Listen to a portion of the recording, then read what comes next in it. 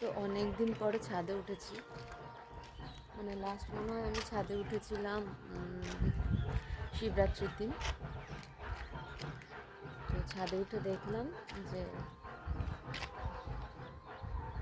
পুজো হচ্ছে। তো পুজো মানে বুদ্ধিস্টদের এখানে মনেস্ট্রি আছে, ওই যে মনেস্ট্রি, ওটা মনেস্ট্রি।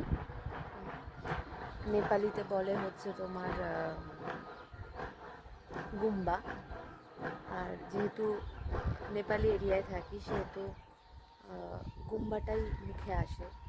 আর ওয়েদারটা পুরো মেঘলা, বেশ 3 দিন ধরে এরকম মেঘলা রয়েছে। আর বেশ ভালো লাগছে, অনেক দিন পরে ছাদে উঠেছি, সময় হয় না আমার ছাদে ওঠার মতো। আর আকাশে পুরো ওই যে পাখিরা এরকম উঠছে, মানে কাক।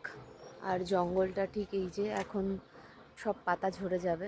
আমি এই সময়তে কোনো বাড়ি উত্তরবঙ্গে থাকতে পারি না, মানে পুরো যে পাতা ঝরে যায়, পুরো যে ন্যাড়া গাছ সেটা আমি দেখতে পারি না।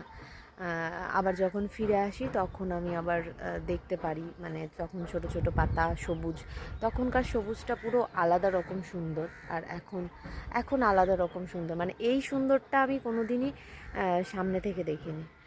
যাই হোক, ভাবলাম একটা ভিডিও করি, তাই ছোট্ট করে একটা ভিডিও।